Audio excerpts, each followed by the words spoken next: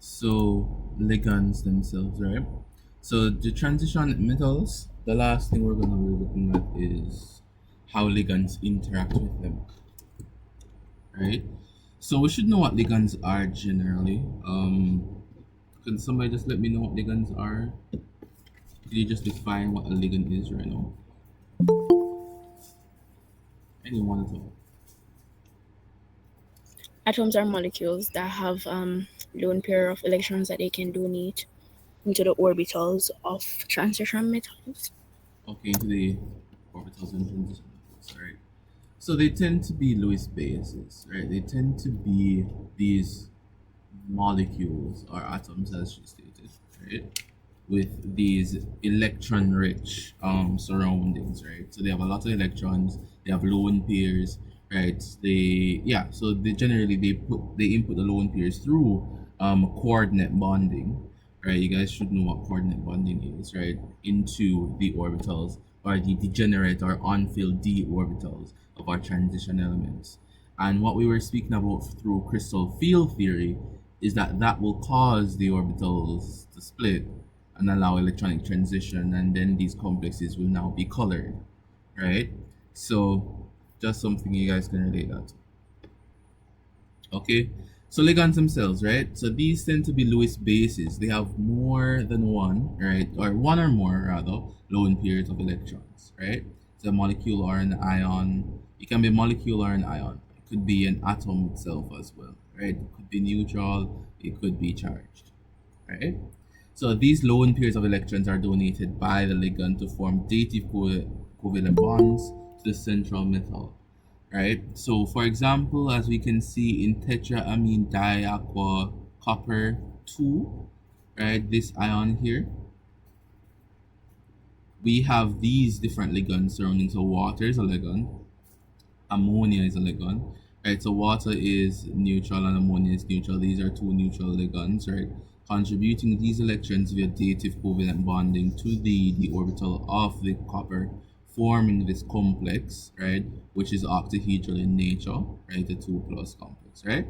So this is actually what is present. Well, when you dissolve water in its sulfate, we dissolve copper, right? In water, right? Copper sulfate in water, what happens is that copper is going to be surrounded by not ammonia but water around, and that is what the complex would be with the hexa aqua copper, right? So hexa aqua copper is the complex that gives copper 2 pluses its actual color. So copper 2 plus itself doesn't technically have a color like that, right? It's the fact that it forms a coordination complex with water that gives it the blue color. Same thing with all our other ions that we look at, right? It's always in relation to a ligand, right? So some simple ligands that we may have seen before, right? Water, ammonia, chloride ion, cyanide, thiocyanate, ethane, dioate, right? Or our 1,2-diaminoethane, right? So these are really, really simple or the most familiar ligands that we can look at. All right, really, really simple ligands. All right, so before we go on to anything, we need to know how to name the complexes, right? So naming complexes are tad important, right? So tad important, right? It's one of the things that I think that should be more emphasized. Right, so let's look at naming complexes, right? How do we get the names of these different complexes? Now, with anionic ligands, right, we tend to, we, well, with anionic ligands, right, that act as ions which end in "ide," right? So when you look at your different types of halides, right, your chloride, your iodide, right, those type of stuff, right, they tend to end in O, right? So chloride becomes chloro, anions ending in "ite" or "ate" now ends in "ito" or "ato." So for nitrate would be nitrito, nitrate would be nitrato, right? So this is just how they change their names when being present within the complexes. All right.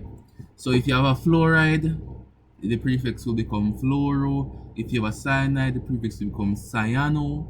Right. If you have a sulfite, it will become thiosulfato. Right. So these are just the different types of names that can be given to them in the complex itself, right? The second rule itself, the most neutral molecules that are ligands carry their normal name, with a few exceptions. Are the first four on the chart here. So amines, right? So amines would just be amine, because that would be for ammonia. Water would be aqua, right? Our CO, our carbon monoxide here would be carbonyl, and our NO, our nitro monoxide would be nitrosyl, right? So those would be some of the more common neutral ligands that we tend to use. The top four here tend to be really common neutral ligands that we have, right? For ligand multiplicity, this is just basically saying that if you have more than one sub of the ligand itself, this is how we name it. So mono, di, tri, tetra, penta, hexa. So if we have 6 water molecules, it is hexa aqua. If we have 4 chloride molecules, it's tetrachloro, right?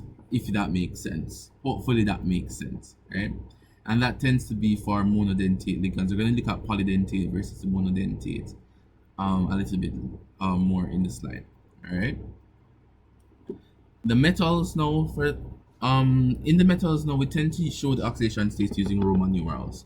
So within all ions that we've seen before, the metal ion itself tends to have Roman numerals at the end. For example, if you're speaking about the copper 2 sulfate, the two I's there that symbolize the 2, right? That would be the oxidation states of copper in the compound, right? So those Roman numerals are written once again, right? So if you're gonna be looking at stuff like chromium and cobalt that have oxidations 3 plus, you're gonna always have those the 3 written, right, in Roman numerals. So that's something that you should have looked at from taller time before CAPE, all right, because they would have been present all throughout chemistry, right? So we're just restating that we use those Roman numerals once again, right? If the overall coordination complex is an anion, so if it is negatively charged, we end the metal name in 8, right? And if it is cationic, right, we tend to actually end it in the regular metal name rather, right? I was gonna say the regular copper name, but the regular metal name. So if it is anionic in nature, we end it in 8, right? And if it is neutral or cationic, it is just the metal's English name, right? But we have the Latin names here because this is what we tend to use, right? When it is ionic in nature, right? Anionic in nature. So iron's Latin name would have been ferrate, right? So ferrate in this case, copper would be cuprate, tin would be stannate, silver would be argenate, lead would be plumbate, and gold would be orate, right? So these are just the different names that we use for the metal ions here, all right? Just to put this to use, I want us to try and name this complex here, right? So remember, if we have more than one ligand and stuff like that, we're gonna follow the general naming rules of the IUPAC, right? So it's basically just alphabetical order, right? So I want you guys to really have a go right now and see if you can name this complex here. Let's have a go at naming that complex.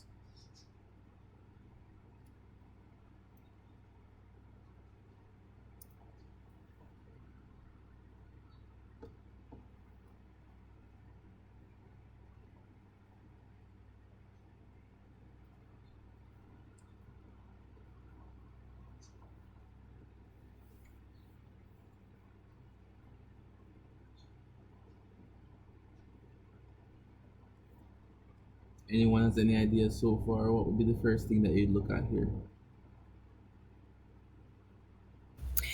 Is it tetraamino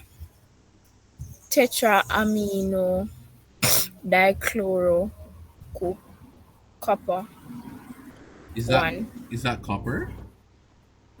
No, cobalt. Okay. All right. Oh yeah. So all right. So repeat your name that you gave it. That's tetraamino dichloro cobalt one. Okay. All right. Any other guesses? That was a lovely go. Anybody else?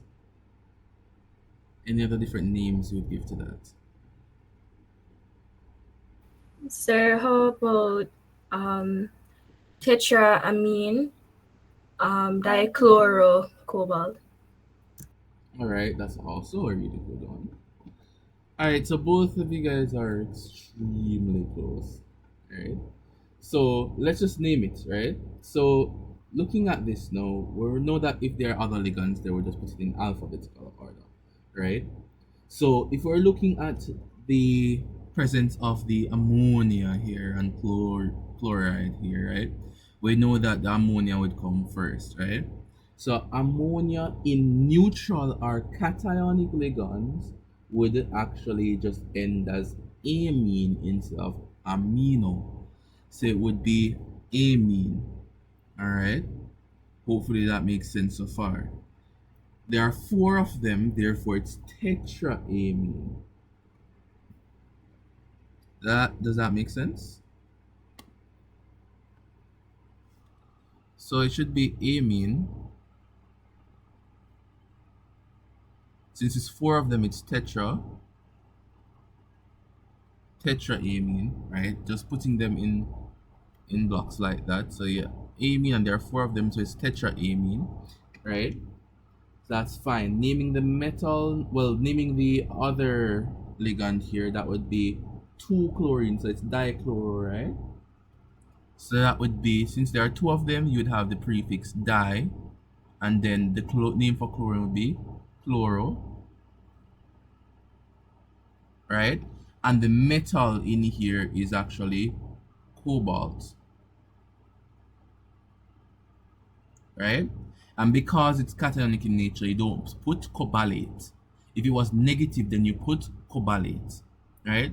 Now, assessing the situation right here, the charge on the cobalt would actually be 3.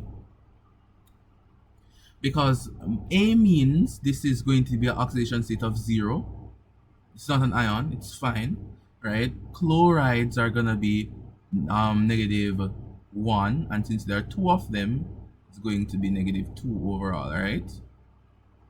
And we can see that the overall charge on the complex is a plus charge. Therefore, the cobalt must possess a +3 charge in order to give the entire complex a +1 charge. Here, the complex is called tetraamine dichlorocobalt 3. That is the name of the ion. Alright? Fair enough?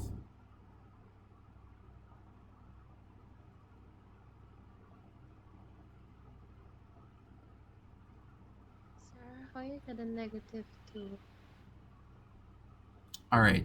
So chlorine is going to be a oh my gosh, why did I pause? My brain just removed itself. All right, so chlorine is going to be a halogen, right? Halogens have charges of -1, therefore its oxidation state is equal to the charge, -1, right?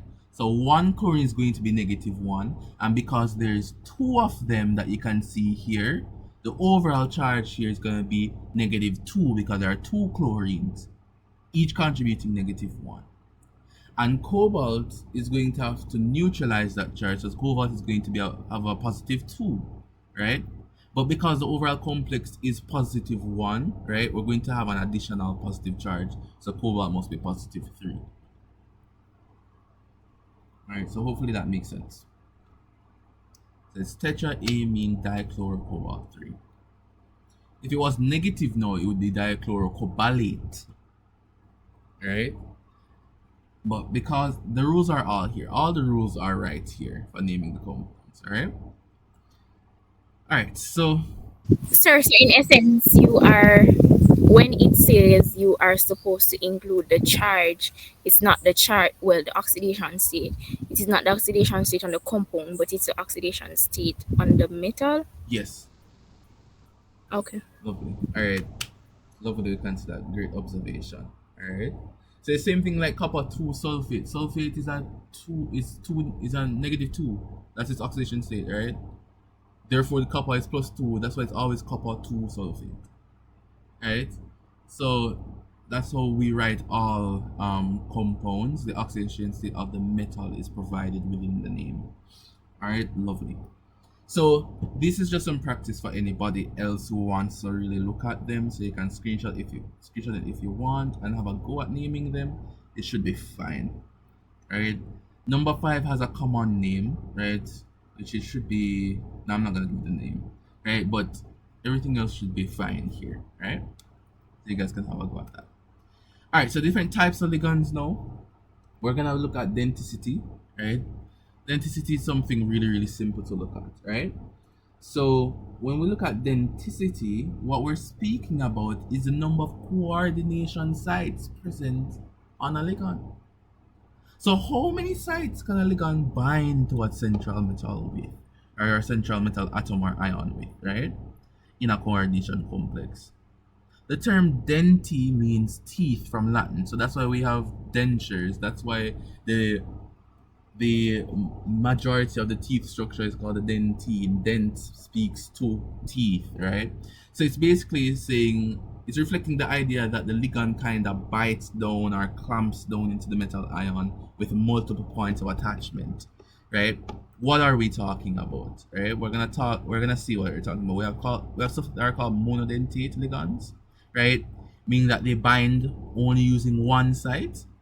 You have bidentate ligands, they bind using two sites, and you have polydentate, right?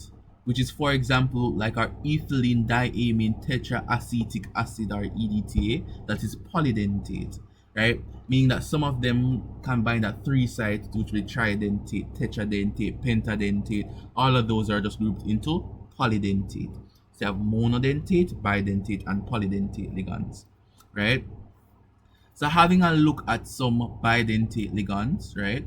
What we're basically looking at is, let's use ethylene diamine as an example, right? So if we write out the structure of ethylene diamine, this is how we generally tend to write it. Hydrogens here, hydrogen there, right? Remember that ligands have these lone pairs, right? Because they have two lone pairs, they have the capacity to actually bind to a metal ion, right? Let's just write that M plus is a metal ion from two different areas. And this is what we call a bidentate ligand. So if it has two reaction areas, two areas of lone pairs that it can actually bind on the metal with, that's what we call bidentate, right? Because it has two teeth of some sorts, right? Two areas of lone pairs that it can actually bind to the metal ion with, right? Polydentate now, they're gonna have multiple areas, right? For example, in terpyrimidine, right? It has three different areas you can actually bind with. Let me use the laser pointer, right? It has three different areas, one nitrogen, two nitrogen, three nitrogen, so you can bind three different areas there, right? You have something what we call 12 crown 4. So we're not going to be really looking at these compounds. This is just to bring across what polydentate and those type of things mean, right? So it's not that you need to memorize these compounds, but it's just bringing across the understanding. So polydentate, right, they can bind using way more than 3 or 4 sites, right? So increasing denticity, we're going to be looking at that, right? So what we mean by increasing denticity, meaning that what changes if we use a monodentate ligand, right? Like something like ammonia that can only bind using one lone pair, right? What sets apart ammonia from something like a diamine or something like that? What sets them apart, right? What does the increase in denticity do, right? So bidentate binding allows the ligands to bind more tightly. Tridentate ligands, right, which bind through three different donors, right, bind even more tightly and so on. So this is what we call the chelate effect, right? So what we're saying now, right, is that if we increase the amount of binding sites, we increase the stability of the complex. And that's one thing that Kate needs us to look at, the K stability. We're increasing the stability of the complex. So if you use a monodentate, you only bind from one area, right? If you're using bidentate, you bind from two areas, which is stronger than if you only bind from one area, right? So if you increase the denticity, right, by what we're gonna have happening is what we call the chelate effect, meaning that it's the strength of the complex will increase as you increase density. All right, that's what we're speaking about here, right? And chelate, of course, comes from the Greek word chelos, which means crab. So it's like how the crabs have claws themselves to bind or to grab onto something, right? That's what it's really speaking about, right? So it's speaking about the fact that these ligands can bind to the metal using more than one binding site, and the more binding sites you have, the stronger that ligand can bind to the ion itself. All right. So that's what it's saying. Okay. So examples of monodentate ligands, we have water. Water only has one area that it can actually bind to, right? Cyanide is another one. One area it can bind to. Ammonia and chloride, right? Chlorine, right? It can only bind using one area. So these are examples of the monodentate ligands. All right. Hopefully the information is flowing. Hopefully it's not as confusing. Am I moving too fast?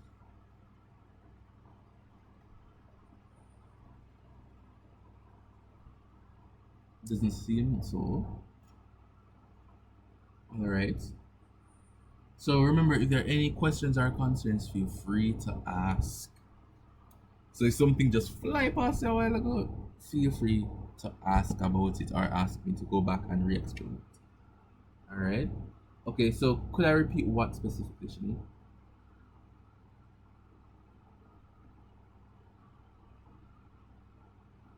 What specifically do you want me to explain? I see what you sent in the chat.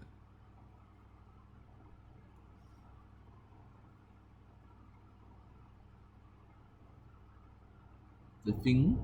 The chelate thing. Or the chelate thing. All right. So chelate, right?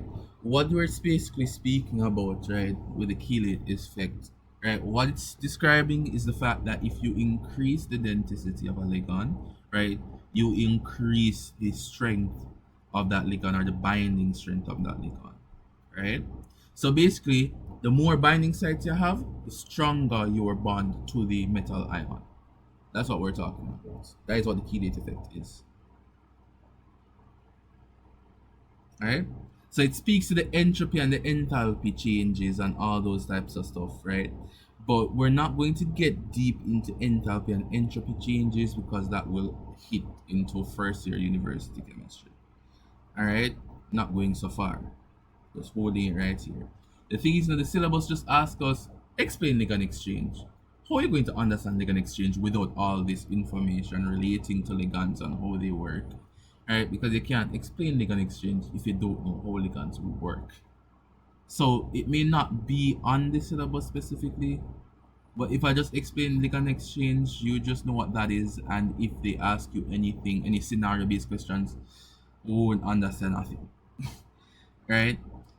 Plus things like this do come on paper one. Alright? So it should be fine. So it's one of them. Alright? So question, although water has two lone pairs, is there a reason why it forms one coordinate bond rather than two? So it's one coordinate bond even though it has two lone pairs. Alright, so water itself, let me go to a structure that has water on it. I think the copper that we have up there. Where is it? Where did we have water? I think we had water on the copper out here. Alright. So water is a monodentate ligand, right? So even though oxygen itself has like those two lone pairs of electrons, right? Water generally is it's based off the stereochemistry, right? It's based off the stereochemistry because water is a very small ligand, right? So water is very small, so it's not that it can actually. Let me write on the screen.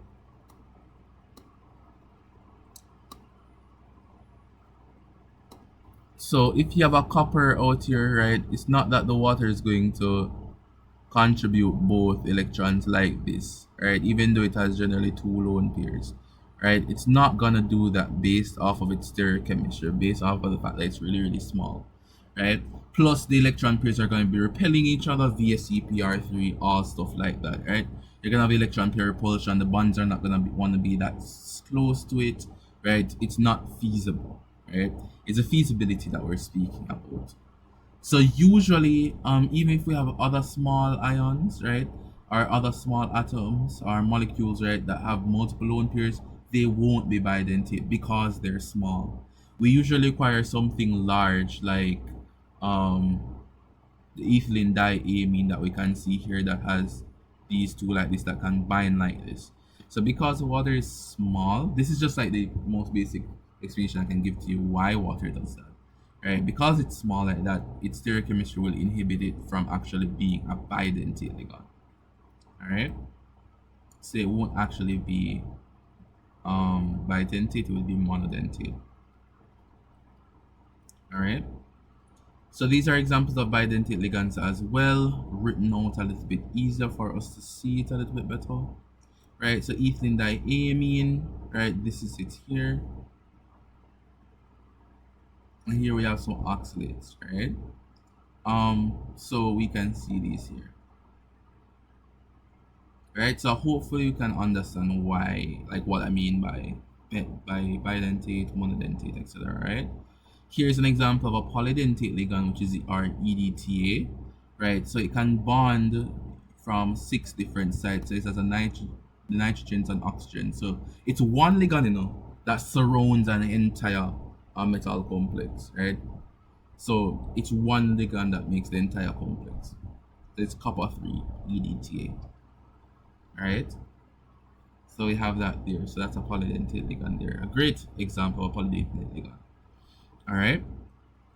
So hopefully we're following. Hopefully we're focusing enough for us to move through this. All right. Let us have a go. So weak field versus strong field ligands. This is just a simple synopsis of my explanations for this. All right. To show the difference between the strength of ligands, so we can understand why certain ligands exchange. Right. So getting into the parts specifically outlined by the syllabus now, right?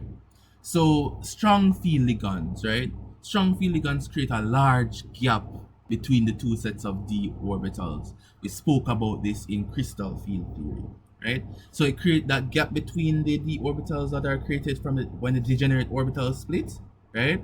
Strong field ligands create a large gap. That's the reason why it's called strong field ligand. That's all. It's not a very complex term that we can't understand. That's literally it, right? The effect on electrons now, in complexes with strong field ligands, electrons tend to pair up in the lower energy orbitals before occupying the higher energy orbitals. This often leads to low spin complexes, right? Where the number of unpaired electrons is minimized, right? So the number of unpaired electrons is really minimized. They want to pair up, right, on the lower energy orbitals because the distance, the energy gap, right, is so large, right? So common examples of strong field ligands are cyanide, right, our carbon monoxide or ammonia, and our ethylene diamine tetraacetic acid or EDTA. These are examples of strong field ligands, right? Our weak field ligands now, what's the difference? If strong field ligands create a large gap, energy gap, then weak field ligands create a small energy gap, right? So this now, right, allows for electrons to occupy higher energy orbitals before pairing up in the lower energy orbitals. This generally leads to high spin complexes with a greater number of unpaired Sir, you can go electrons. over the effects on electrons part. For strong field ligands.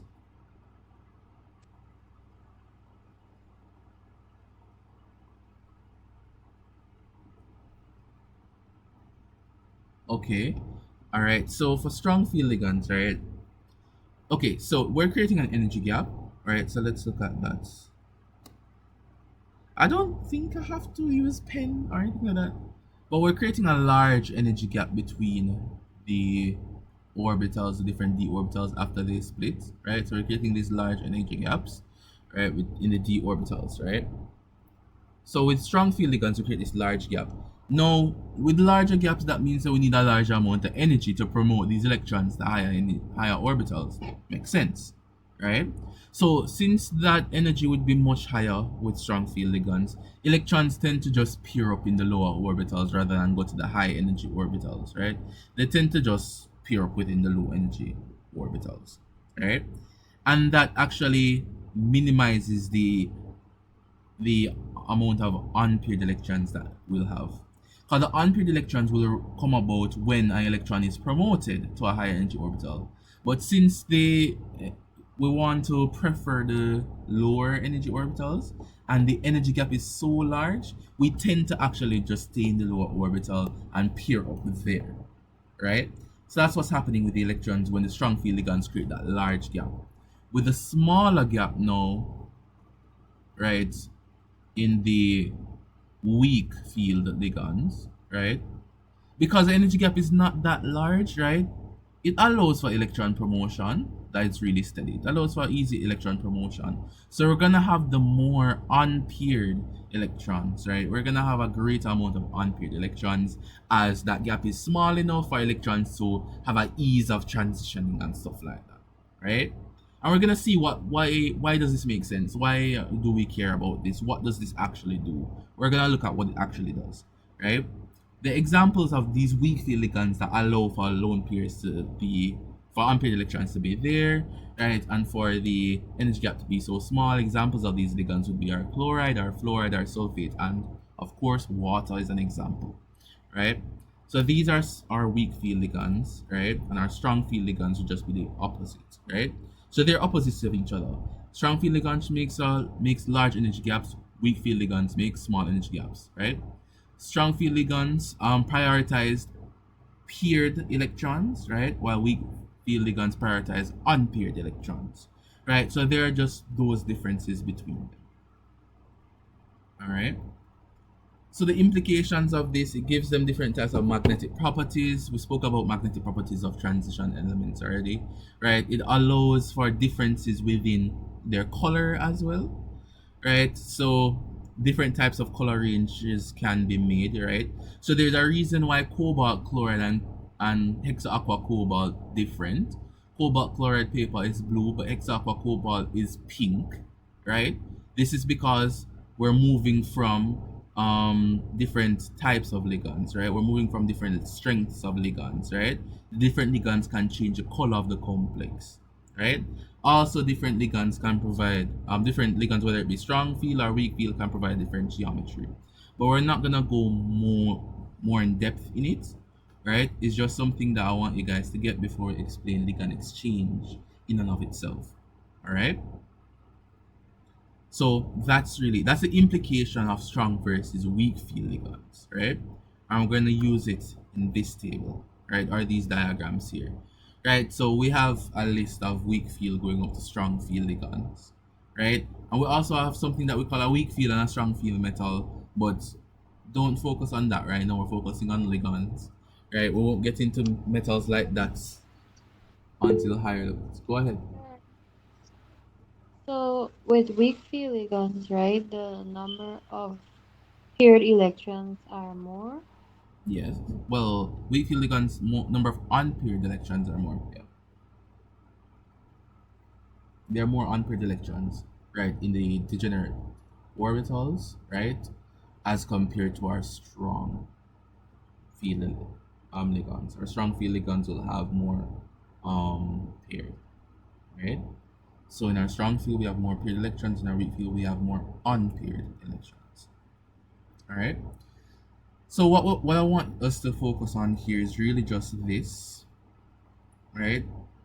This diagram here. So from iodine to water, these are all weak field ligands, and from our thiocyanate to our carbon monoxide, those are strong field ligands.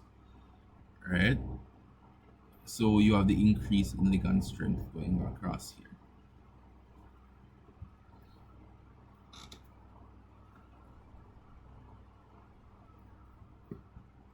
All right. So with that now, right, we're just going to get into the prediction of the transition element complexes, which is objective 5.8 on the syllabus, and then after that we hit objective 5.10. All right. So The strong feel and weak feel ligands, I just wanted us to know what those are, and then we're gonna like use some of the terminology upcoming for ligand exchange, alright? Before we get there now, the syllabus asks us to predict the shape of metal complexes, and this is similar to VSEPR that you guys have looked at in module 1. Alright? So coordination numbers, right? This is something that we have to look at. So like all covalent molecules, transition metal complexes rather have shapes due to their coordinate covalent bonding with the ligands, right? So the coordination number for transition metal complexes refers to the number of atoms, ions, or molecules, commonly known as ligands, that are directly bound to the central transition metal ion. So the coordination number is how many ligands are bonded to this ion, are bonded to the metal, right? That is the coordination number. And the coordination number can tell us or dictate really the structure, the shape, and the reactivity of the complex. But what we're going to be really looking at here is the geometry, right? Molecular geometry. So if you have a coordination number of 6, meaning that 6 ligands surround your metal, we're gonna have an octahedral transition metal complex, an octahedral complex, right? With all bonds being 90 degrees away from each other. This should be something that is really, really easy now, right? How we've done VSTPR already. We know what these look like. It's the same thing. Literally, it is the same thing, right? So if we have 6 ligands surrounding our metal, it's going to be a coordination number of 6, and that corresponds with octahedral complexes with each bond angle being 90 degrees. Alright? So it's there, right? And we have some examples here as well. Right? So bidentate ligands now will actually have a similar characteristic here as well. Right, so if we have bidentate ligands, it will still give us a octahedral shape. Alright, so these are just examples of ligands, bidentate ligands binding with 6 different sites. Alright, if we have a coordination number of 4, right, I'm just giving you guys the most common coordination numbers, right? So if a coordination number 4, it would be tetrahedral. Right, if it is a tetrahedral shape, it's going to have a bond angle of 109.5 degrees. And if it is square planar in shape, it's going to be a 90-degree angle around. Alright?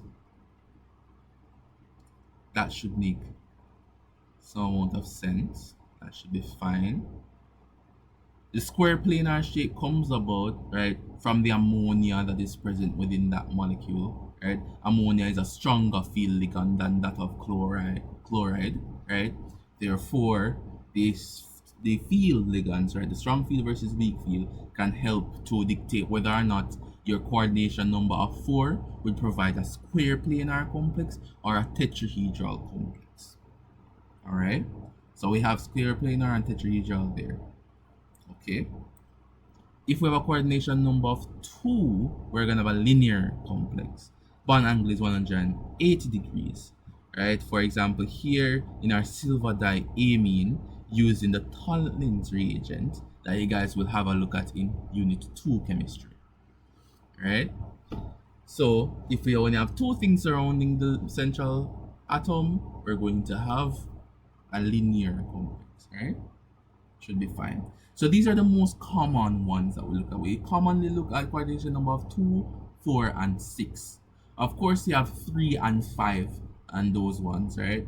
I'm going to allow you guys to explore as it relates to what 3 and 5 look like when you look at the bipyramidal structure and the different types of general pyramidals, trigonal planar, and those types of trigonal pyramidal, right? Those type of structures, you guys can have a look at those. I'm giving you guys the most common ones for coordination complexes that I've seen in CAPE. All right. Now, that is it for the geometry and understanding the basics of what ligands are. And the last objective on the transition metals will be the ligand exchange. Go ahead. Go ahead. How do you know the difference between the tetrahedral and the square planar? The difference in how it Is it looks? something that you'll have to no, like if on a question they ask you, they give you a molecule and they say what shape is the molecule without drawing it, of course. They write the formula. How do you differentiate between them? How do you know that it's square planar and not tetrahedral?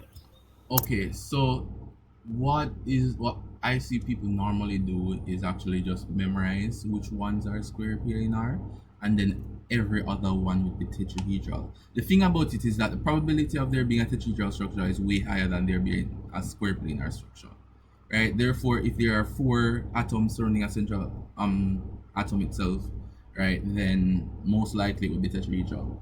But you're gonna have to like notice that usually when the complexes or even VSEPR in module 1, usually when those things contain chlorine, there's a high probability of it being a square planar molecule. As it relates for our coordination complexes now, right, if we have a mixing of like strong field ligands, right, there's a higher chance of it being square planar, right? But usually we actually memorize what is actually given as square planar because everything else tends to be tetrahedral. So it's another one of those things where just like the ions, you have to memorize the colors and color changes in different stuff. You just have to know your structures, right? So it's something like that. So the ligand exchange now. This is the final part, the end of the stretch. Alright. Lovely. Alright, so let's have a look at this now. Ligand exchange or ligand substitution, as some institutions call it, is when one ligand in a complex is replaced by another. Wow, how interesting, ligand exchange. Like it wasn't self-explanatory before. Right, so we're exchanging a ligand with another. It's a substitution reaction. Right? So ligand exchange forms a new complex that is more stable than the original one. Because explain to me why you would have a complex already and you exchange for something that will make you more unstable. That doesn't make any sense. So the only reason why a ligand will be exchanged is if that upon exchange you end up being more stable. That's the only reason, right? So ligands in the original complex can be partially or entirely substituted by others. There are no changes in coordination number or the geometry of the complex if the ligands are of a similar size, right? So you have that as well. But if the ligands are of a different size, for example, water ligands, right, and chloride ligands, then a change in the coordination number and the geometry of the complex will occur, right? So if you're gonna change the size, right, size can also be a determinant, right? If you're gonna change the size of the ligand, if it gets really, really large, all right, more bulkier, let's say that you exchange, let's say that you're dealing with tetraamino right, versus tetra chloro, that would be tetrachlorocuprate, right? If you're dealing with those two, if you exchange chlorides for amines, right, you actually may change it to a square planar structure based on the fact that amines themselves, right, are what we call ammonia, right, tends to be larger than chlorine, right, or chloride. Right, so based on the change in shape, you can also change the geometry. But I haven't seen CAPE really give you questions or try to test you on any change in geometry. It's usually the geometry remains the same. Alright? So substitution in copper to complexes, as an example, we're looking at this. When a transition element ion is in the solution, it can be assumed that it exists in hexa-aqua complex, right? As an hexa-aqua complex with 6 water ligands attached to it. For example, our copper 2 plus here will exist as hexa-aqua copper here, right? Why is it hexa-aqua copper? Why is it that? It is because we have the copper here, right? And we have 6 water. Water's prefix is aqua, and because the entire complex is positive, it's cationic in nature, then we just put copper and not cuprate, therefore it's hexa aqua copper, right? So the hexa aqua copper complex is a blue complex, right? So upon dropwise addition of sodium hydroxide now, a light blue precipitate is formed. Partial ligand substitution of 2 water ligands by 2 hydroxide ligands has occurred. So if we add the hydroxide, right, we're gonna get a precipitate being formed, right? So that's gonna be the exchange that we are expecting to see.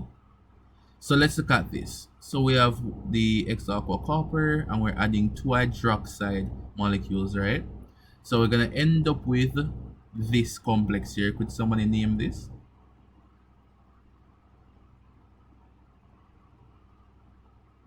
Right, so I want to see if you guys could name this, right? And it's gonna be added with water. So move from this blue solution just surrounded by water. We're gonna add our hydroxide, and since our hydroxide makes it a little bit more stable, we're gonna get that light blue precipitate, right? Coming out. So notice how two water molecules have been exchanged for two hydroxide molecules. This is Ligand exchange. This is what it's about. All right. So the copper complexes now, right? Upon the addition of concentrated ammonia, we're gonna have that precipitate being formed, right? So it's gonna actually be formed as a precipitate, and then it's going to redissolve, right, when you add excess ammonia to it, right? So we add hydroxide to it, so we have the creation of a stronger complex, a more stable complex. And then if we have ammonia to it now, it's going to have the creation of an even more stable complex as ammonia starts to replace all the other ligands, right? So we end up here having 4 water and 2 hydroxide ligands around the copper, right? If we add ammonia, ammonia is going to be displacing the water, creating a deep blue solution, right? So here we can see the reaction, right? As ammonia creates a stronger complex or a more stable complex than if it were to have water around it. All right. So what we're saying is that the only reason why ligands exchange is to make sure the complex gets stronger and stronger. You will never have, right, this complex, right, this complex with the ammonia on it and the hydroxide on it. You'll never have it in water and water substitute the ammonia. That will never happen. That won't happen. It's just not stronger. It's not more stable, so it won't happen. All right. So that's what's happening there. So the stability of the complexes have to be in relation to our last constant of the entire chemistry syllabus in Unit 1, our K stab, right? We looked at K, then we looked at KC, KP, KSP, KA, KB, right? And now we're looking at K stab. This is our last constant K, all right? So our equilibrium constant K, right, with respect to stability of complex compounds is what we call our K stab, right? So when transition element ions are in aqueous solution, they're automatically hydrated, right? Surrounded by water as ligands, right? So we have that there, dative covalent bonding and everything, right? When there's the potential for other ligands to be present in solution, right? If these ligands form more stable complexes, right, ligand exchange will take place and the more stable complex will be formed. So if there's a more stable complex, that stable complex will be formed, right? So that's something that needs to be noted. For example, cobalt 2 in a solution, right, will give us our hexa aqua cobalt complex, right? Adding ammonia to it now results in a stepwise substitution of the water. So that's one thing you need to know, it's always stepwise. So it's not that all water leave and ammonia take over one time. No. You remove one water, then you add an ammonia, and then it does that over and over again until it has removed all water, right, from the molecule. So it tends to be stepwise. So we have this here, we're gonna have the addition of ammonia substituting 4 water molecules. All right. Does this make sense? Is everyone following? Just drop a 1 in the chat if everything makes sense so far. Are there any questions?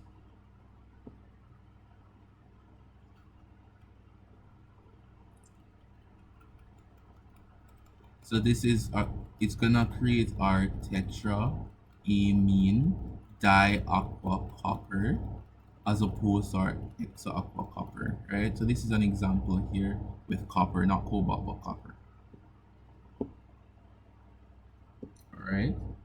No questions, guys?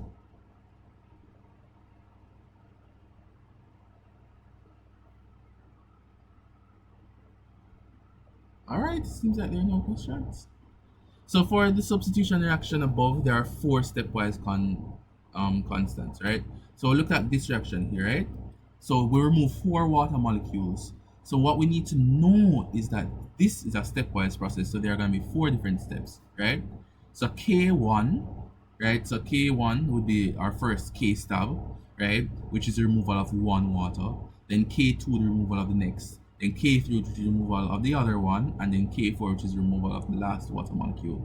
These constants are summarized in the overall stability constant K stability or K stab. The stability constant is the equilibrium constant for the formation of a complex ion in a solvent from its constituent ions or molecules. That is the definition. That is what we have. Go ahead. Sir, Go ahead.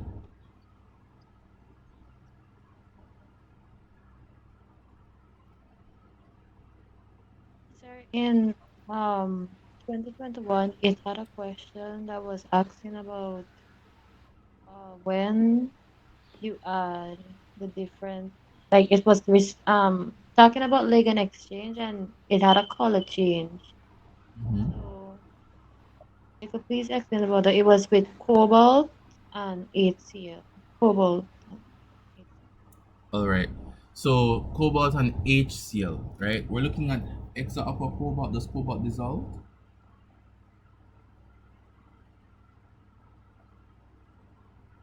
Like, what is the context? What was cobalt in before we added the HCl? It was in H2O. Okay. So cobalt chloride, right? Do you guys know what cobalt chloride paper is?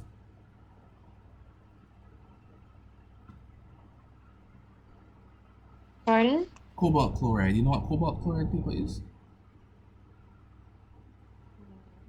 All right. So cobalt chloride paper is something that we use to measure, well, basically detect whether or not water is present somewhere, right? Cobalt chloride paper is blue. So cobalt chloride will be blue, but cobalt in and of itself, right? So the cobalt with water, right? The X aqua cobalt, that will be pink, right? So it's gonna be pink, and then as we add the chlorine to it, right? The hydrochloric acid, the chlorine will actually be the ligand, and after we remove all the water from it and chlorine surrounds the ion, it will change color to the blue, right? So it's based off of whether or not you know the color of your complexes. Right, so that's another ball game where you just have to, be memorizing your complexes, right? For example, nickel chloride. Hopefully, we know that nickel chloride is green, right? So it's things like that, you just need to be memorizing, right? The more you engage with the information, the more you see these complexes and remember, all right? But the cobalt question, I think that's a more popular thing to ask about. Cobalt is the one that they like to ask about. I've seen a nickel one before. I don't remember which paper, but I think I saw a nickel one before. Right, but just knowing the color of the complexes, the common complexes that they use should be fine. So the common complexes that we always look at is chromium complexes, manganese complexes, iron complexes, cobalt complexes, nickel complexes, titanium complexes can occur as well, and complexes with EDTA, right? Are gonna be looking at it. All right. So the expression for K stab, right? The expression is it is an equilibrium constant. Therefore, K stab where is going to be right our products divided by our reactants. The concentration of products over the concentration of reactants that will give us our K stab, right? So lovely. Hopefully that makes sense. So it's always equilibrium constants are always like that. So it's the same way as our equilibrium constant for concentration for solutions, that would be our Kc, similar to that. Alright? But with our complex ions.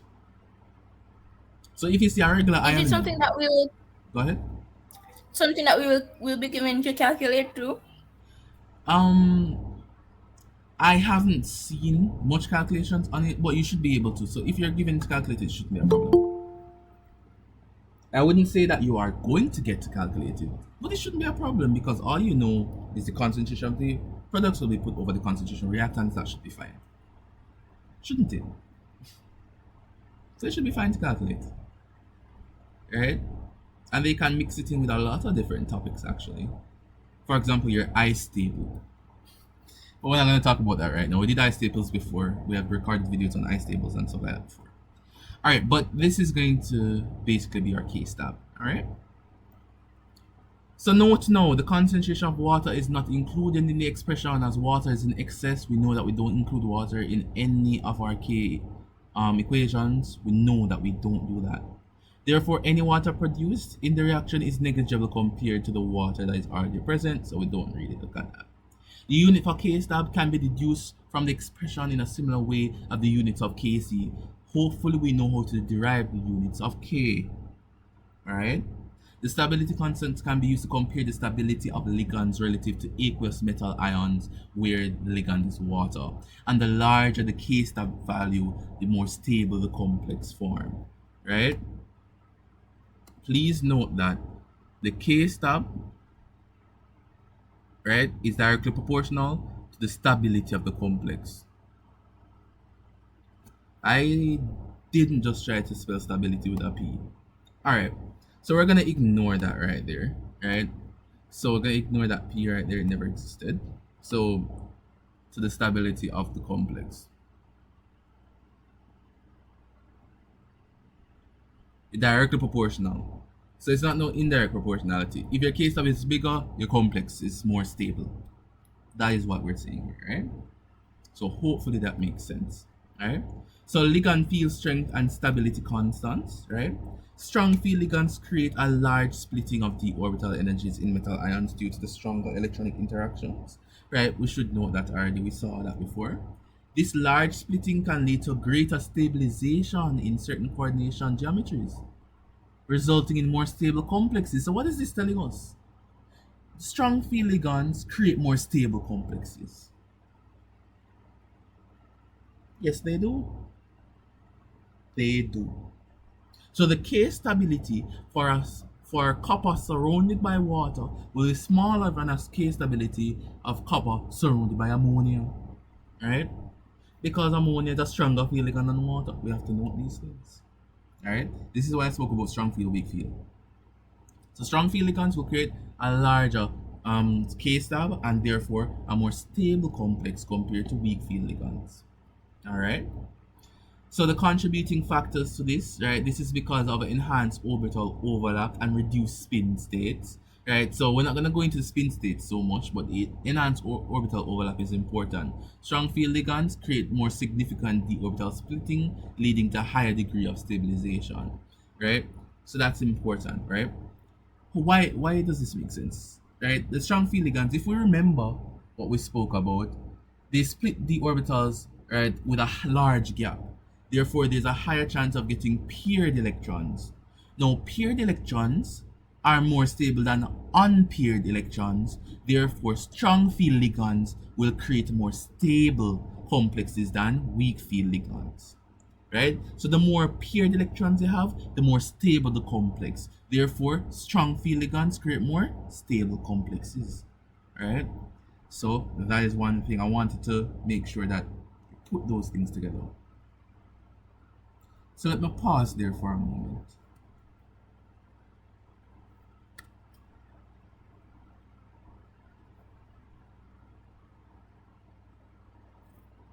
Alright.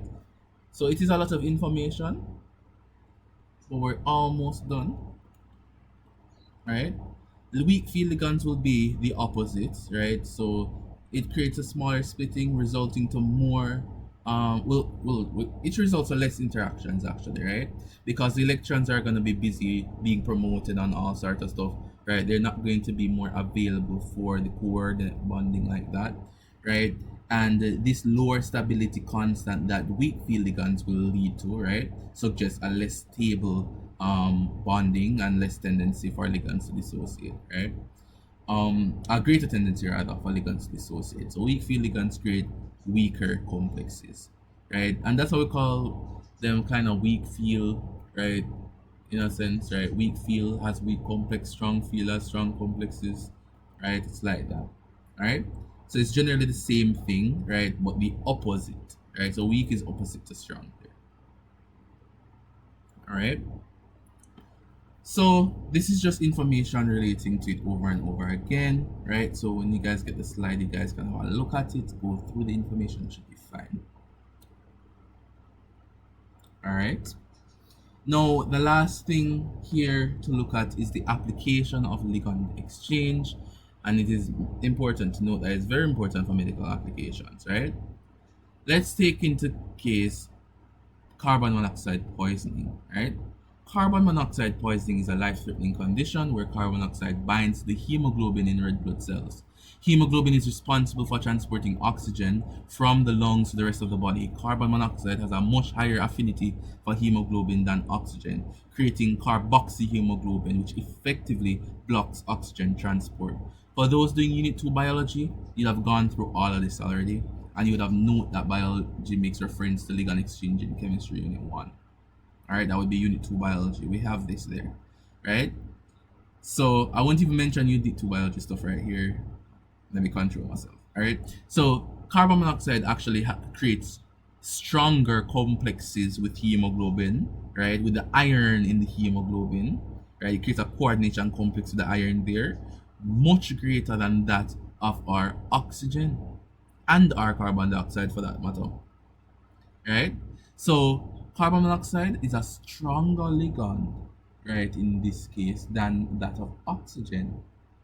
So if you breathe in too much carbon monoxide, right, your carbon monoxide is going to bind to your hemoglobin and prevent the addition of oxygen, and you will eventually suffocate, right, leading to, of course, death. So that's what's happening with carbon monoxide poisoning. All right. This is why it's important to check gas valves in factories and to make sure that your stove is functioning properly. Because if your stove is not combusting the propane properly and going through incomplete combustion, you're gonna be creating carbon monoxide in your house, right? And you don't want any of that, right? So carbon monoxide poisoning is really important to look at, right? How do we fix this? To treat carbon monoxide poisoning, the goal is to replace carbon monoxide with O2 on hemoglobin. The following approaches is used. So oxygen therapy.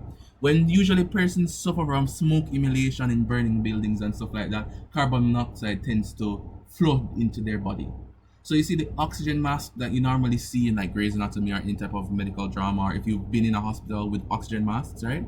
What it does is increase the concentration of oxygen within the bloodstream, right?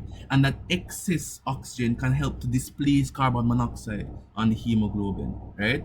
Through ligand exchange, gradually reducing the levels of carboxyhemoglobin, right? So if you increase the concentration of a ligand, that can push the reaction's equilibrium via Le Chatelier's principle.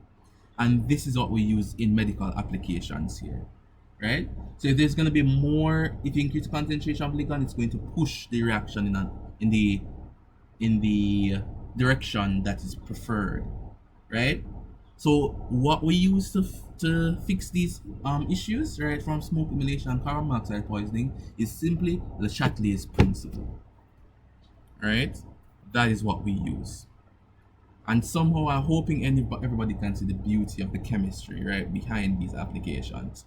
All right. So that is it for the carbon monoxide poisoning. But let's say that you've consumed something or mercury has accumulated within the body.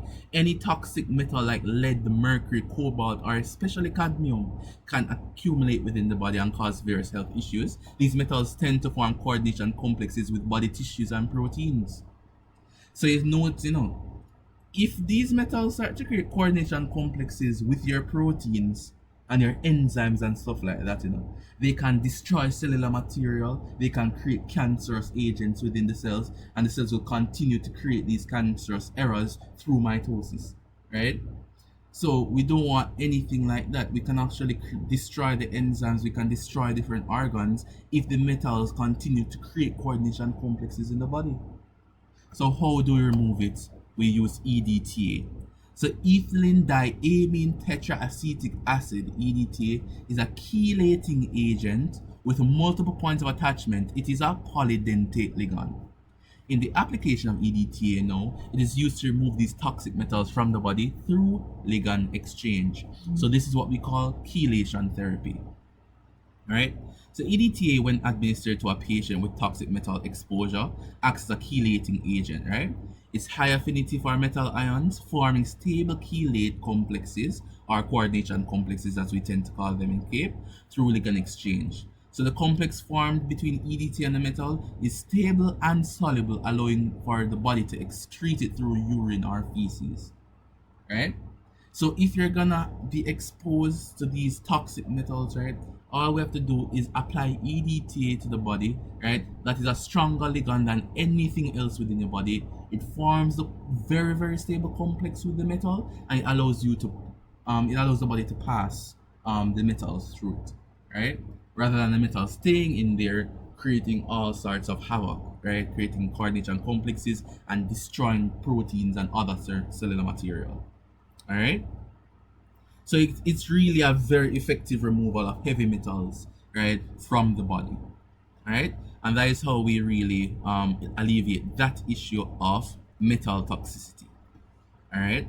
So those are the two main applications of our ligand exchange. So are there any questions or concerns so far? This brings us to the end of the topic, by the way, and that is the end of transition metals. All right.